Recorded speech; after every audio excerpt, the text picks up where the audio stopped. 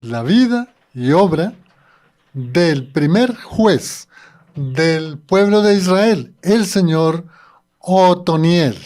Otoniel es un nombre muy bíblico y también muy español, y aquí en Colombia hay muchos Otonieles. Ujú. Pero vamos, como siempre, a dar algunas pautas que siempre al mirar la parte geográfica, histórica, social y cultural nos ayudan a entender qué era lo que pasaba en la época de Otoniel, por qué fue nombrado juez, el primer juez, bajo qué circunstancias estaba el pueblo de Israel afrontando y desde luego cuál fue la función principal del juez Otoniel. Entonces vamos a hablar de un poco de la parte geográfica. Mucho para hablar de la parte geográfica. Porque recordemos que el pueblo de Israel entra a tierra prometida con Josué y en muy poco tiempo Josué murió y ahí es donde Otoniel sustituye en las funciones de dirigir al pueblo de Israel a Josué, y Otoniel es el que toma las riendas. Pero recordemos que en el libro de Josué se repartieron las tierras, Sí. es decir, entre las 12 tribus de Israel. Y voy a decirles un panorama bastante rápido. Vamos a mirar cómo estaban ubicadas o qué territorio fue los que le correspondió a cada una de las tribus. Vamos a mirar la parte norte, la parte oriental, la parte occidental y la parte sur. En la parte norte, que es lo que hoy es prácticamente territorio del Líbano y territorio de lo que hoy es Siria, está ubicada o estuvo ubicada la tribu de Aser y la de Neftalí.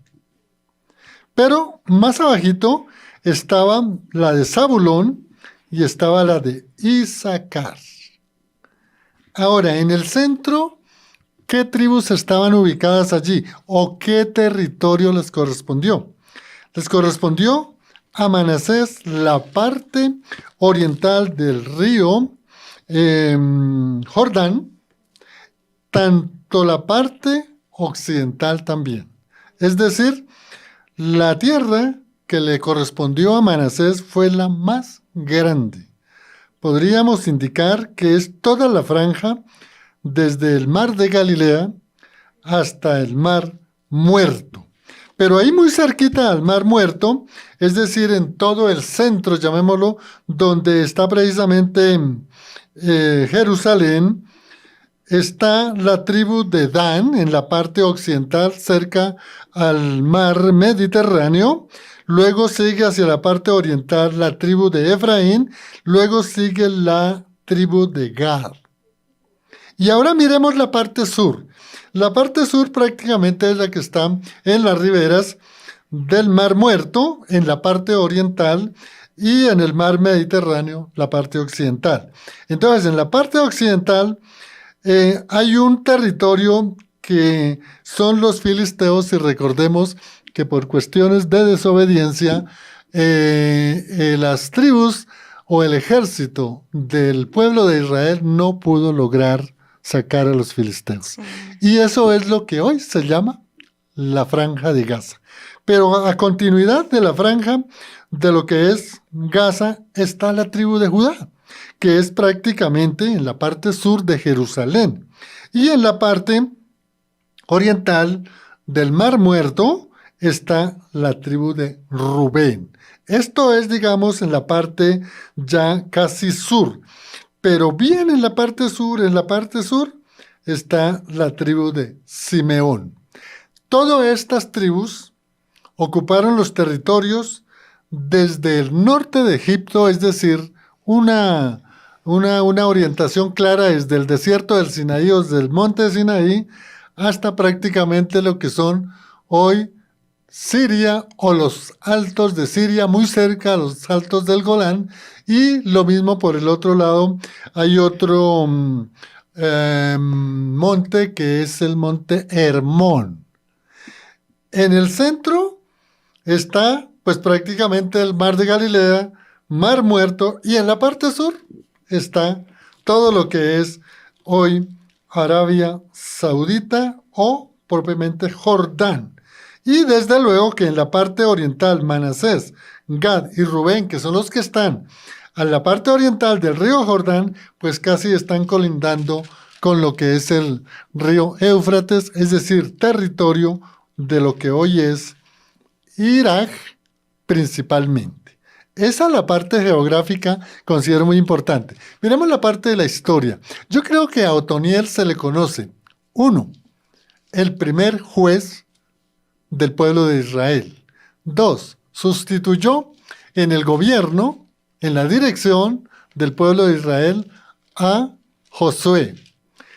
Tres, fue un gran abanderado, muy ilustrado y adiestrado y formado para la guerra, al igual que Caleb, al igual que Josué.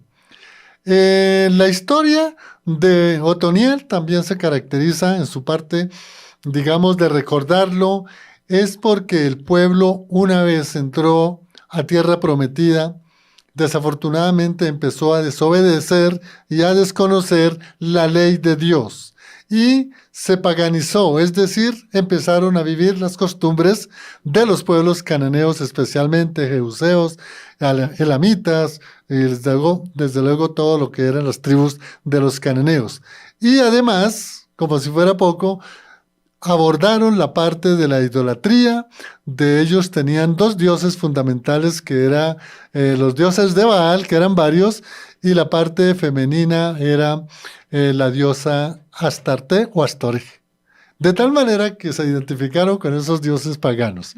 La parte social, muy importante, porque miren, a pesar de que era un mismo pueblo, las 12 tribus de Israel, cada tribu tenía sus costumbres, tenía sus formas de guerra, tenía su forma de vivir en familia, tenía su forma de hacer sus reuniones, tenía su forma de organizar cada uno su pueblo. De tal manera que uno podría pensar que las 12 tribus de Israel siempre estaban unidas, en un solo pensar, en un solo sentir. No, cada quien tenía sus diferentes culturas, llamémoslo así, que cuando se habla de cultura tenían sus propias tradiciones, sus propias costumbres, sus propios ritos, sus propias cosas personales. Eso en cuanto a la parte social. Y en la parte cultural, pues hablemos de dos culturas, la cultura pagana y la cultura del pueblo de Israel. La cultura del pueblo de Israel era que solamente en la parte religiosa tenían un solo Dios. El Dios de Abraham, el Dios de Jacob, el Dios de Isaac. Nada más. Mientras que los cananeos eran politeístas que tenían cantidad de dioses. Cantidad de dioses. Ahora, la parte, digamos, social, cada grupo, en el caso del pueblo de Israel, tenían una unidad en las fiestas ceremoniales que se habían instituido desde Moisés y que están relacionadas en el libro de Levítico.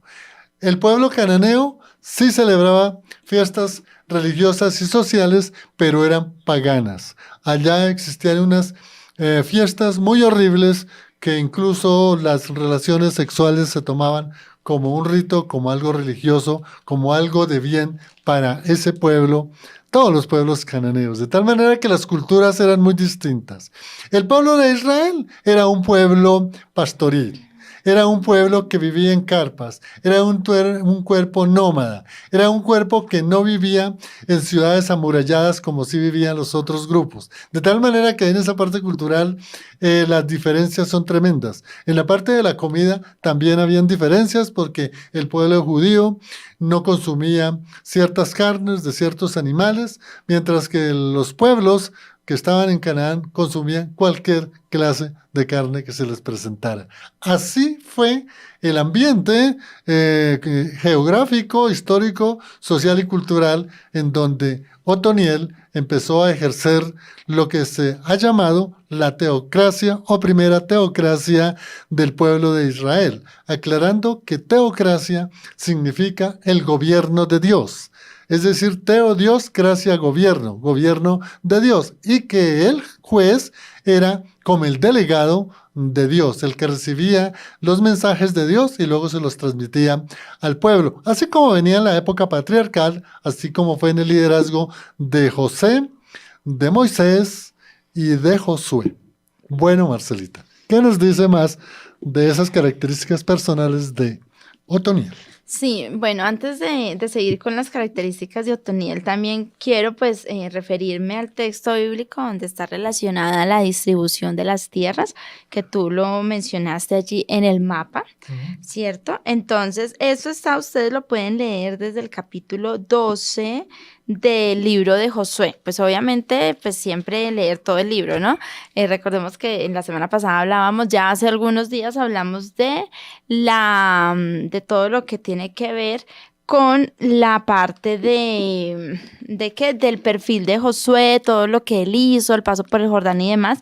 Pero entonces esta distribución que me parece muy importante porque es para conocer, porque no solamente, sí, un juez y de pronto a veces conocemos, yo creo que el juez más conocido es de pronto Samuel por todo lo que representó para David y demás, pero pues es que es importantísimo poder conocer todo lo que sucedió antes de Samuel, ¿cierto? Uh-huh.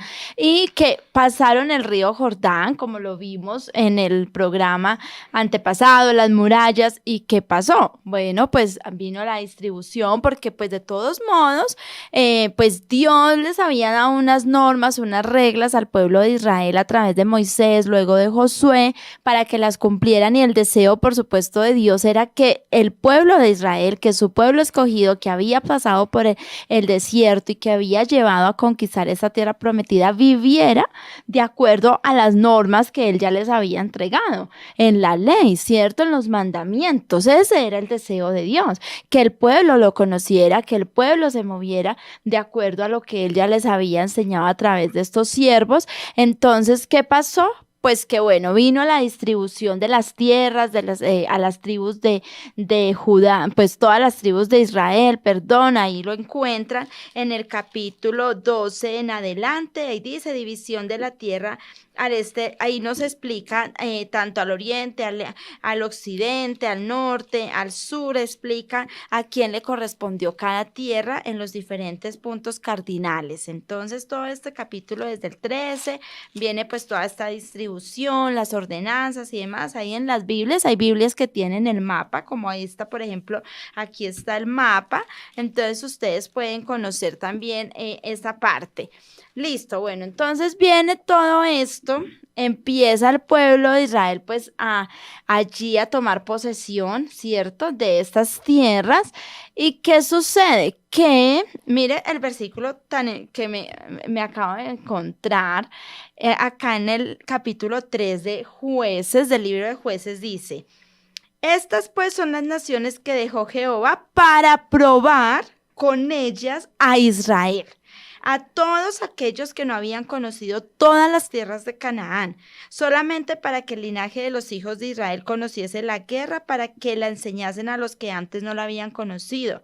Entonces menciona ahí los 5 príncipes y de los filisteos, y fueron para probar, vuelve y repite, y fueron para probar con ellos, ¿con quién? Con los príncipes de estos filisteos, para probar con ellos a Israel, para saber si obedecerían a los mandamientos de Jehová que él les había dado a sus padres por mano de Moisés. Así los hijos de Israel habitaban entre los cananeos, heteos, amorreos, fereceos, heveos y jebuseos, y tomaron de sus hijas por mujeres y dieron sus hijas a los hijos de ellos y sirvieron a sus dioses. Tremendo, porque claro, se caen las murallas y todo esto, pero no toda la gente murió en ese momento, por supuesto. esto habían tierras, había gente filistea, cananeos, de toda esta parte de vecinos, ¿cierto? Allí, y pues dice que Dios los dejó para probar al pueblo, lo que estaba diciendo. ¿Cuál era el deseo de Dios? Que el pueblo se moviera por los mandamientos, por los estatutos, los preceptos que él había entregado a través de Moisés y que les había repetido a través de Josué. Pues ahí es donde vemos. Entonces, ya para entrar al tema, ¿qué sucede? Que el pueblo, porque antes de nombrar a Otoniel pasaron varios años, Juan, ¿cierto? Pasaron varios años para que Dios nombrara a un juez. ¿Y qué pasa? Que el pueblo de Dios se mezcló, se apartó de Dios, definitivamente no pasaron la prueba. ¿Cierto? Entonces, porque dice que los probó, o sea, a Dios le gusta probarnos porque así es como también Él se fortalece en nosotros y prueba nuestra fe. Entonces, dice que se perdió el pueblo de Israel, ahí lo dice, entregaron sus hijas a los hijos de los cananeos, los hijos, bueno, se casaron con las hijas de los cananeos y toda esa perversión resultaron adorando otros dioses, a los dioses, a Baal, a Astarte y todo esto. ¿Y qué pasa? Que Dios los entregó a estas naciones. Dios los entregó a ellos, dice que como 8 años los entregó a ellos, es decir, empezaron otra vez a ser oprimidos por estos. Imagínense ya en la tierra que fluye leche y miel, vuelven a ser sometidos por estos pueblos y ahí fue donde clamaron a Dios. Sí. Y ahí es donde Dios levanta, porque de la generación de Josué ya no quedaba nadie, solamente creo que Caleb. Pero ya toda esa generación de Josué ya había muerto. Y queda Otoniel, que es hijo de Kenaz, el hermano menor de Caleb, quien se casó con la hijita de Caleb, que se llamaba Axa, que recordemos que lo hablamos en el perfil, sí, que lo hablamos en el perfil de Caleb, que era un buen papá porque él dijo que pues también a quien conquistara la tierra de Debir le entregaría a su hija como esposa, y Otoniel fue quien conquistó esa tierra. Entonces, Otoniel contaba con las virtudes para tener como esposa a la hija nada más y nada menos que de Caleb. Era un hombre íntegro, podríamos decir, y sí, es a él a quien Dios le da ese honor de otra vez, a través de esta persona, Dios otra vez mostrar su amor y su misericordia con este pueblo de Israel. Excelente, Marcelita, la narración y además muy sustentada con la palabra de Dios. Lo que podría yo hacer es más bien como un resumen bien importante de lo que tú dijiste. Entonces, empecemos. El pueblo de Israel entra a tierra prometida. Sí. Cada quien va a disfrutar su tierra. Pasa un tiempo, muere Josué, lo sustituye Otoniel por las virtudes que él tenía. Pero, desafortunadamente, tras un breve tiempo que no pasaron más de 30 años, ¿qué le ocurrió al pueblo de Israel después de ver que las murallas se cayeron y que Dios les permitió entrar y ganar la guerra en Jericó, en Jai y con todos los demás cananeos? Entregaron, como nos decía Marcela, a la idolatría, sí, a adorar a los dioses de Baal, dioses de Astarte, y desde luego, llamémoslo así claro, a vivir como vivía el mundo de Canaán. Bueno, pero resulta que el pueblo, a través de esa desobediencia, los pueblos que habían ya oprimido, que habían vencido, los volvieron a reconquistar y, como si fuera poco, los volvieron a esclavizar. Sí. Los cogieron de obreros, al igual que estaban viviendo muchos años atrás en Egipto en la época de la esclavitud. Entonces, ahí es donde surge, mire el texto, pero uno puede inferir por el texto que el que realmente lideró para pedir clemencia y rogar al Dios de Israel que tuviera misericordia, pues todo eso lo lideró fue Otoniel. Y por esa virtud de Otoniel, el pueblo clamó y levantó a Otoniel, y Otoniel empezó nuevamente las guerras y volvieron nuevamente a reconquistar las tierras que ya habían conquistado, Marcelita. Sí, exactamente en el capítulo 3, versículo 7 dice lo siguiente. Hicieron pues los hijos de Israel lo malo ante los ojos de Jehová, y olvidaron a Jehová su Dios, y sirvieron a los Baales y a las imágenes de Aserá, que es todo lo que tú estabas diciendo, pero ya acá pues llevándolos al texto bíblico. Y la ira de Jehová se encendió contra Israel, y los vendió, así dice esta versión de ese Reina Valera, Sí. en manos de Cusán Risataim, rey de Mesopotamia, y sirvieron los hijos de Israel a Cusán, bueno, a este rey, Sí. ¿cierto? Cusán 8 años sí. sirvieron, imagínense, Dios mío, o sea, 8 uno años de dice, esclavos. todo lo que nuevamente. pasaron con Egipto, todo lo que, Dios mío, o sea, de verdad que uno dice, Señor, Dios mío, si hemos sido nosotros así, rescátanos y que no volvamos de verdad a esa esclavitud. Entonces clamaron los hijos de Israel, versículo 9. Entonces clamaron los hijos de Israel a Jehová, y Jehová levantó un libertador a los hijos de Israel, como en el tiempo de Moisés, y los libró, esto es, a Otoniel, hijo de Cenaz, hermano menor de Caleb. Y el espíritu de Jehová vino sobre él, y juzgó a Israel, y salió a batalla. Y Jehová entregó en su mano a Cusán Risataim, rey de Siria, y prevaleció su mano contra Cusán Risataim. Y reposó la tierra 40 años, y murió Otoniel, hijo de Cenaz. O sea, que duró durante el reinado. tiempo, ¿cierto? De Otoniel, pero vemos acá que el espíritu, mira, esto también es muy importante, Juan, ver esto que dice que el espíritu de Dios, porque ahorita, obviamente en época de la iglesia y demás, que ¿por quién nos movemos nosotros? Por el espíritu, y ahí esto también es la parte trinitaria, ¿no? Entonces dice que el espíritu de Jehová vino sobre Otoniel, es decir, que quién le dio toda la fuerza, la virtud, todo esto a Otoniel para liderar al pueblo y para ir a acabar con la vida de este rey que tenía pues oprimido al pueblo de Israel, pues el espíritu del Señor que estaba sobre Otoniel. Importante lo que has indicado y reiterado. Porque bueno, Otoniel era un hombre que seguía los preceptos ordenados en la ley de Moisés para que el pueblo de Israel la viviera y le diera la gloria a Dios. Pero eso que reiteró Marcela y que está en el versículo 9, las palabras Jehová levantó un libertador. Jehová levantó un libertador.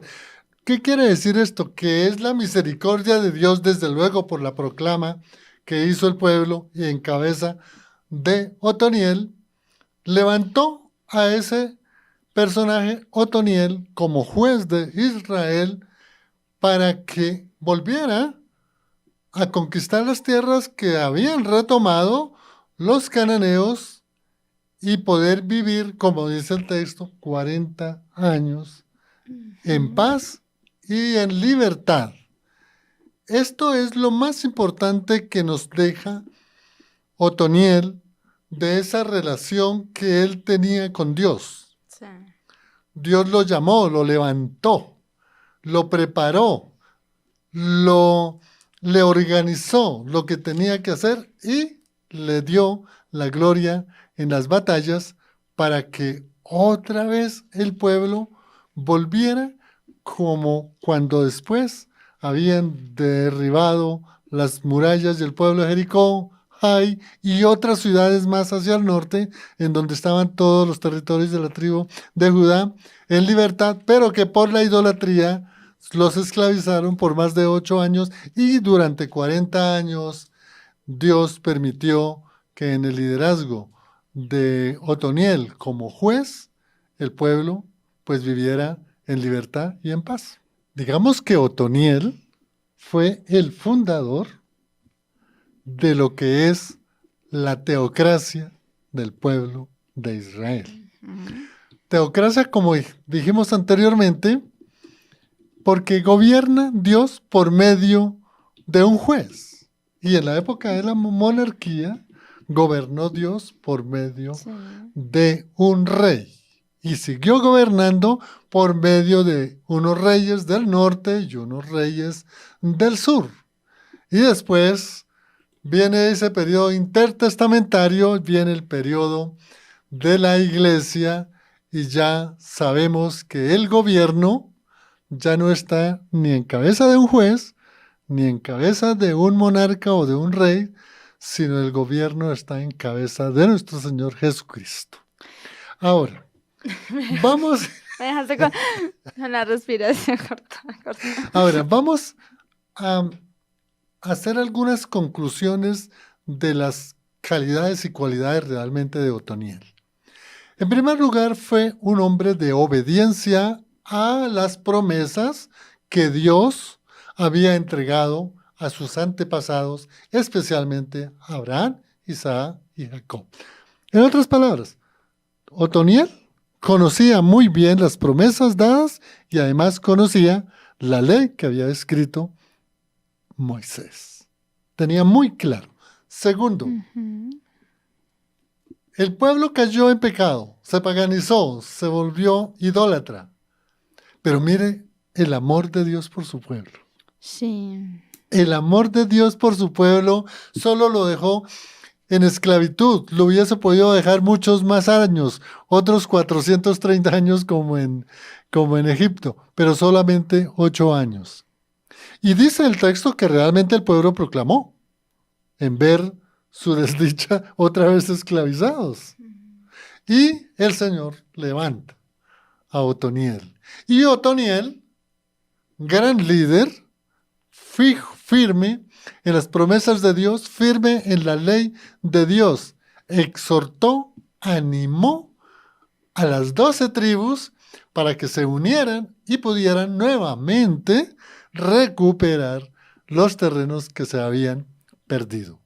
Esto es a resumen, es decir, vemos la fe de Otoniel, la firmeza en el Dios de Israel, vemos el llamado de Dios en su misericordia para que el pueblo a través de Otoniel se liberara nuevamente y vemos la fidelidad de Otoniel y el respaldo de Dios en Otoniel para poder gobernar las 12 tribus de Israel. Un territorio muy grande que hoy prácticamente en un 80% podría indicar es el territorio donde está el Estado de Israel. Entonces, eso es lo que yo resalto, Marcela, la fe de Otoniel, el conocimiento de la ley, la fidelidad a Dios, el liderazgo para exhortar a su pueblo y luego lograr la paz durante 40 años.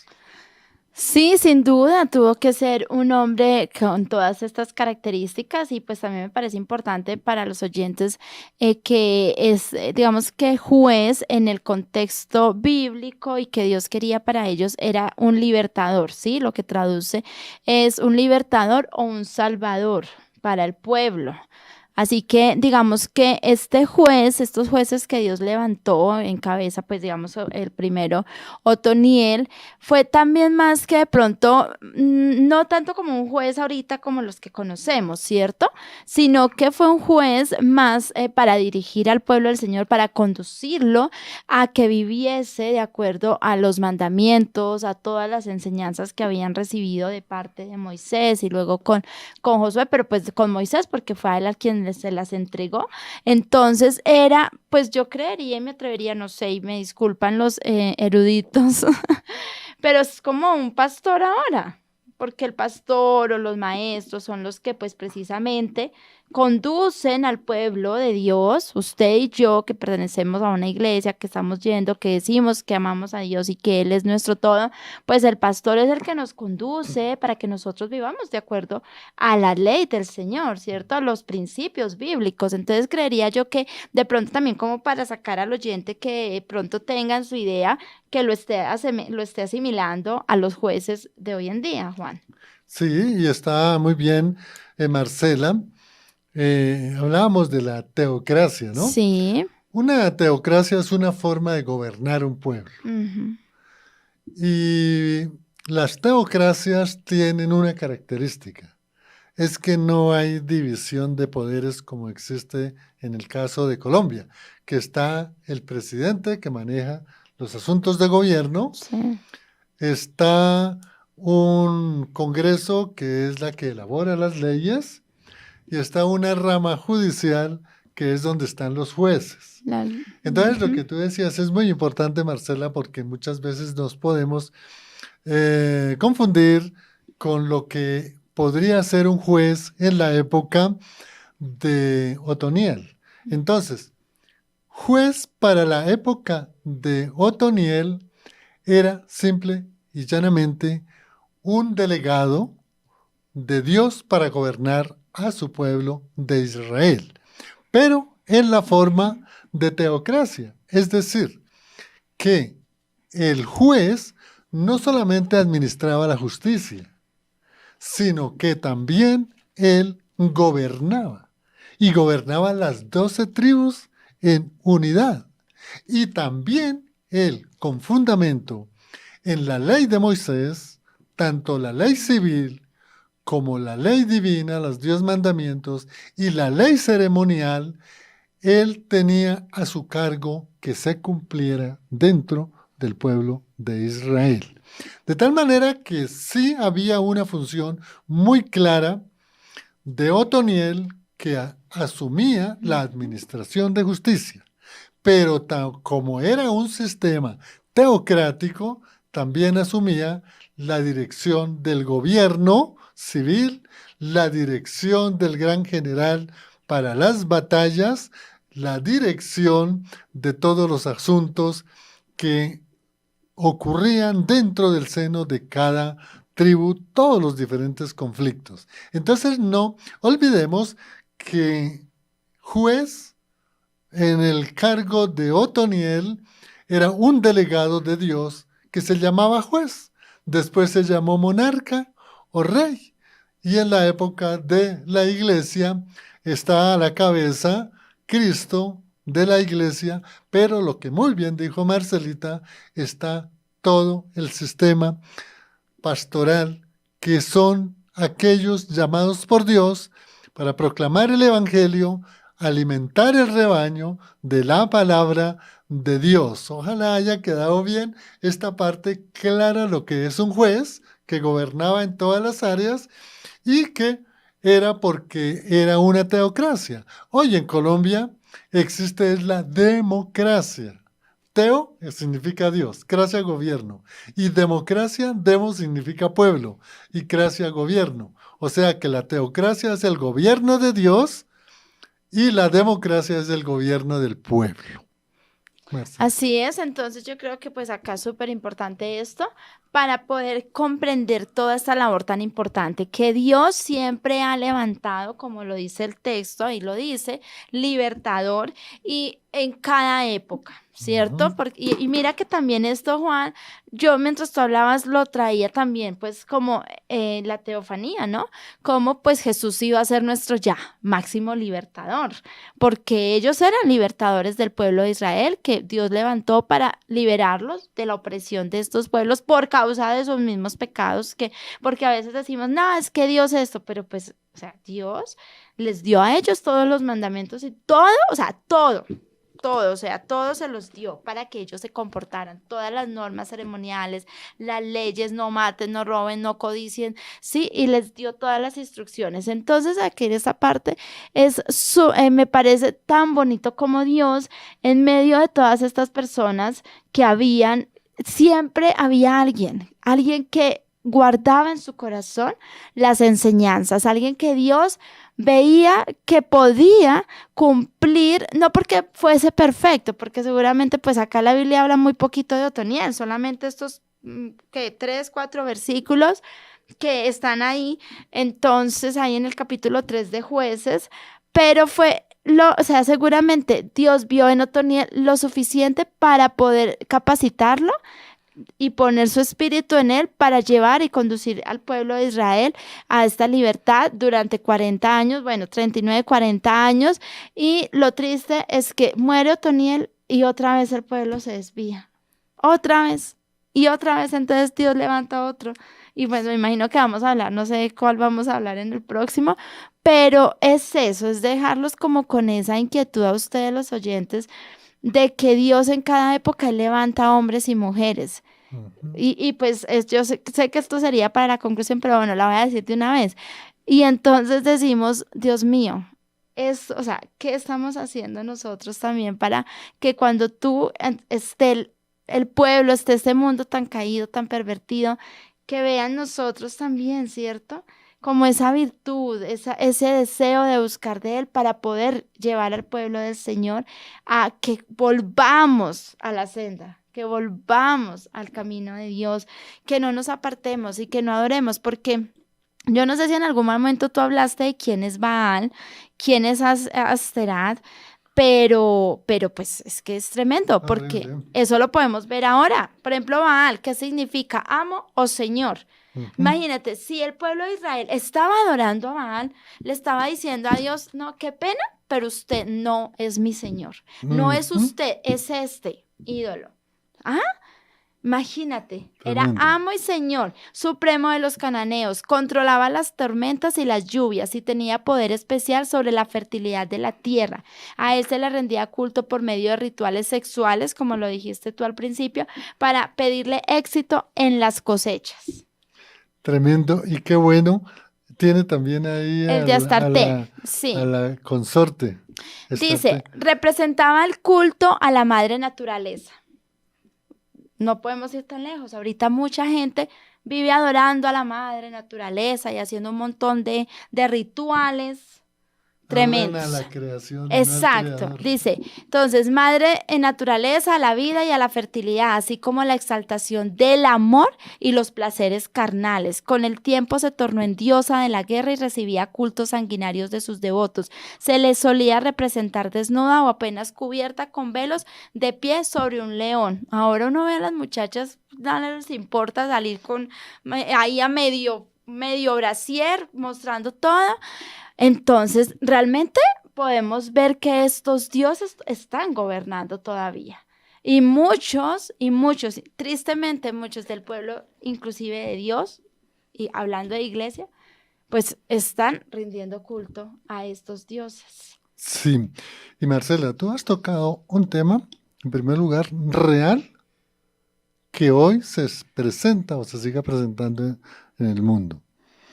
Y en segundo lugar, tú indicas algo tremendo.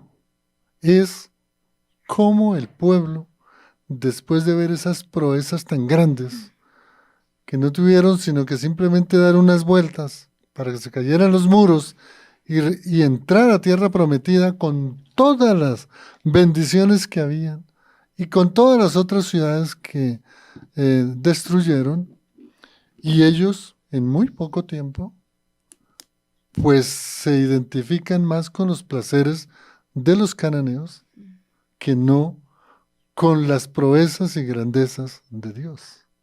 Y lo que tú dijiste es algo muy preocupante hoy en la posmodernidad, porque es posible que muchos que decimos ser cristianos estemos en esa misma situación del pueblo de Israel en la época del reinado o del gobierno como juez de Otoniel. Y es posible que ellos en su inconsciente simplemente hayan pensado o sentido, si estos pueblos paganos se divierten, tienen sus reyes, tienen su organización, hacen sus fiestas, hacen sus placeres, dan gracias a la lluvia, dan gracias a las cosechas, todo eso, ¿por qué nosotros no las vamos a hacer? Y eso fue lo que hizo el pueblo de Israel en esa época. Y hoy, muchas veces nosotros también nos identificamos más con las cosas del mundo que con las cosas de Dios. Podría dar algún ejemplo. Tal vez nosotros nos preocupamos mucho más hoy por las guerras que pasan, por las situaciones difíciles que hay en el mundo, de hambre, de pestes, de injusticia, y tal vez nosotros nos preocupamos más por eso que no por colocarnos de rodillas delante de Dios y pedir perdón, pedir clemencia y orar por las autoridades y la iglesia ser fuerte cada día más por medio de la palabra, por medio de la oración, por eso es tan importante, Marcela y amigo oyente, los devocionales que hace el pastor Diego todos los días, temprano, con palabra, con oración, con pedir perdón, con colocarnos delante de Dios, con pedir misericordia. Y eso es lo que el pueblo debe hacer. Y sí, y el viernes, Marcela, vamos a hablar, y amigo oyente, precisamente quiero que nos ilustremos bien por qué ese periodo de los jueces y por qué, si no estoy mal, creo que fueron 12 jueces, y entonces había un juez bueno y otro que llevaba al pueblo nuevamente a la idolatría. Y otra vez el Señor levantaba otro juez y otra vez, y así prácticamente la llevaron como casi 300 años. Sí. Un periodo muy largo, pero un periodo en donde más que ver la desobediencia del pueblo es ver un Dios amoroso, un Dios que perdona, un Dios que ama a su pueblo. Y a pesar de esos 300 años de subidas y caídas en los gobiernos, un buen juez, un mal juez, siempre el Señor los llevó y los consintió, inclusive hasta el último juez que fue Samuel, en donde el pueblo se dio cuenta que los jueces como que no eran suficientes y mejor pidieron un rey, pero lo pidieron porque así lo tenían los otros pueblos. Sí, sí, la verdad. Y yo creo que acá, Juan, y es una de las cosas que yo he venido como estos días me he venido inquietando mucho el Señor, es que realmente creo que la iglesia del Señor está como el pueblo de Israel en su momento, siempre como siguiendo a una persona. En el caso de Israel, siguió a Moisés, luego a Josué, luego a Otoniel, luego pues a todos estos que vamos a hablar seguramente, luego los profetas. Pero entonces este profeta o esta persona pues se va por X o Y razón, porque ya partió a la presencia del Señor o porque bueno, tiene tantas cosas. Y entonces la iglesia, ¿qué pasa?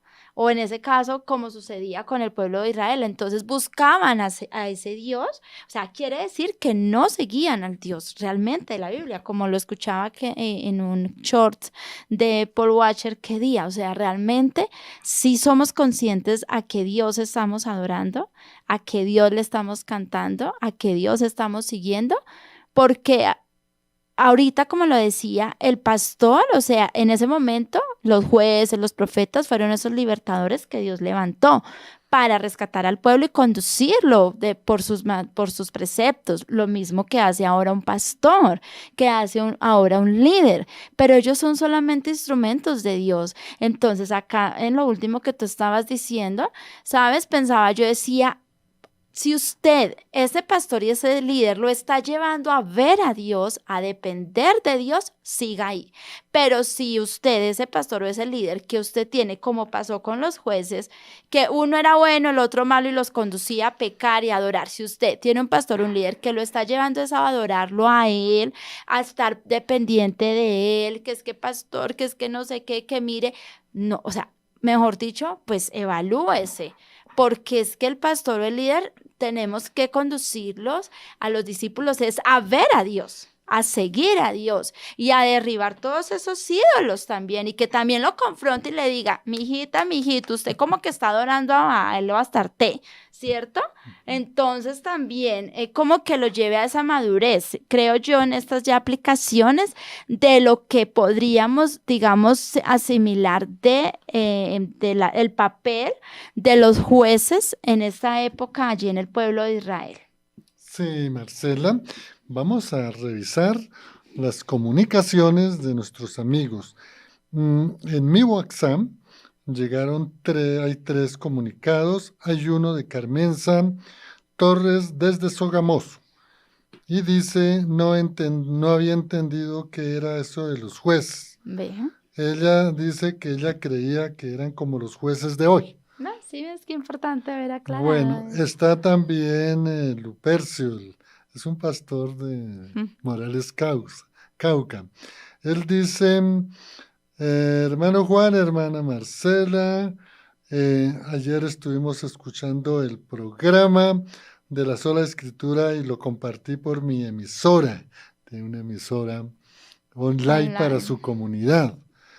Y dice, lo de los jueces, yo había entendido que solamente era como un general Ve.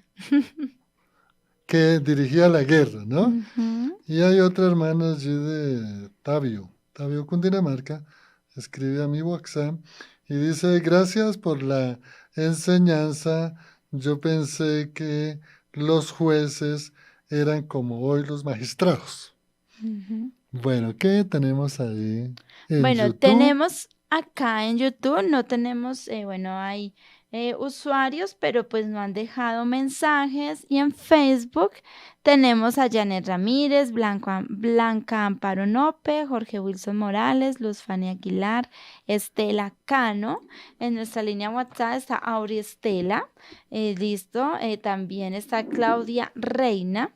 Dice que buenas tardes, me podrían orientar, deseo empezar a leer la Biblia, pero no sé por dónde comenzar. Les agradezco.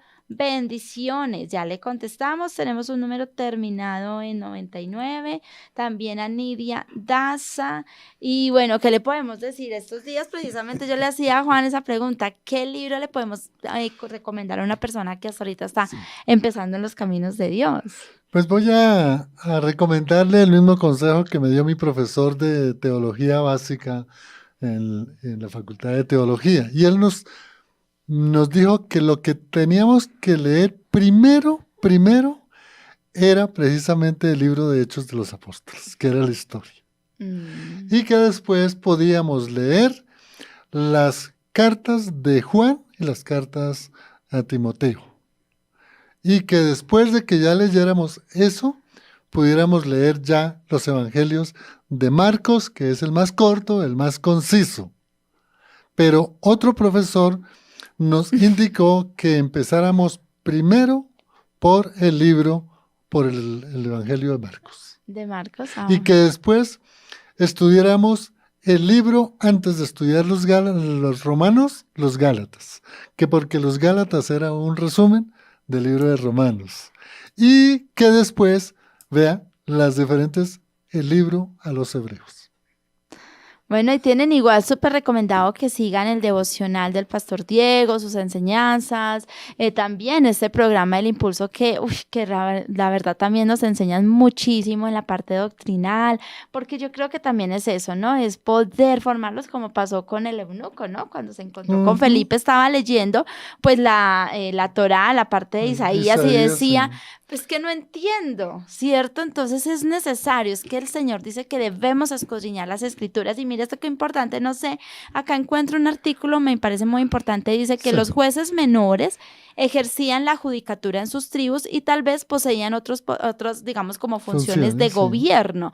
Entonces acá ellos estaban organizados, ¿cierto? Y a cada tribu, pues obviamente, como era tanta gente, pues les asignaban unas funciones. Y dice que los jueces mayores, pues eran como ya quienes libraban al pueblo de Israel de sus enemigos, también recordaban al pueblo los beneficios de Dios y la necesidad de cumplir la alianza, pues obviamente que Dios había establecido con el pueblo. Entonces ya había como unas distribuciones allí muy específicas en las tareas que realizaba el pueblo de Israel, porque es que estaba muy organizado, Dios les había dado todo, es que todo lo que tenemos ahora en la organización, los mandamientos, uno va al código penal y pues es que es la misma, es la ley de Dios. Es la ley de Dios ordenada. Oye, buen documento, porque claro, existía un juez, digamos mayor, que era Otoniel, pero cada tribu tenía su líder. Exacto. Y dentro de cada tribu, las familias. Se distribuían funciones. Exactamente, había una serie de funciones. Bueno, entonces,